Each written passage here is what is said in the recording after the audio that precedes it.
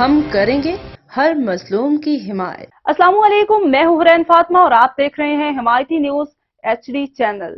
نظر ڈالتے ہیں آج کی اہم خبروں پر۔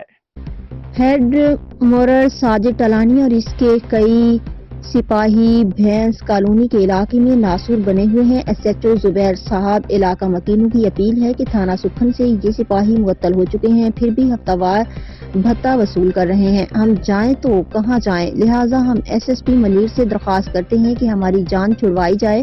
ساجد ٹلانی اور اس کے کارندے اور علی بلیری اس کی جعلی صحافیوں سے، جبکہ کافی جگہوں سے انہوں نے بھتہ وصول بھی کیا ہے اور ان کے کارندے علی بلیری، اشتیاق شاہ اور کافی سارے صحافی بھی موجود ہیں۔ صحافت کا درس دینے والے بدنام زمانہ جعلی صحافی، کرمنل ریکارڈ رکھنے والے، صحافت کی آڑ میں بھتہ خوری کا نظام اور پولیس افسران کی کردار کشی اب ذریعہ معاش بن گیا۔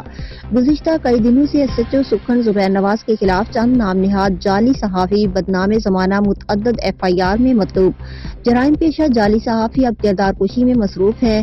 گزشتہ روز روڈ نمبر 12 صوفی موڑ کے قریب نام نہاد جعلی صحافیوں میں علی بلیری، اشتیاق شاہ اور چند نامعلوم افراد نے ہوٹل پر کھڑے ٹینکر والوں کو بلیک کیا اور کہا کہ 2 لاکھ روپے طلب کیے اور ٹینکر کے ڈرائیوروں سے کہا آپ نے کوکنگ آئل چوری کیا ہے۔ ڈرائیور نے کہا ہم نے کسی کا آئل چوری نہیں کیا، کون ہے وہ بندہ، ہمارے سامنے 2 لاکھ روپے کیوں دے، جس پر یہ تمام افراد آگ بگولا ہو کر SO سکھن کو مس گائیڈ کرنے لگے۔ SHO سکھن نے کہا میں جھوٹی FIR درج نہیں کروں گا، جس پر یہ تمام افراد SHO کی کردار کشی کرنے لگے۔ ٹینکر ایسوسی ایشن والوں نے کہا ہم SSP ملیر سے پرزور اپیل کرتے ہیں کہ جعلی صحافیوں سے نجات دلائی جائے، ان جعلی صحافیوں سے شہری محفوظ رہ سکے۔ ان جعلی صحافیوں کے خلاف کراچی کے مختلف تھانوں اور CTD میں متعدد مقدمات درج ہیں، جن میں سنگین نوعیت دہشت گردی کے دفعات شامل ہیں۔ یہ جعلی صحافی شریف شہریوں کے لیے ناسور بن چکے ہیں۔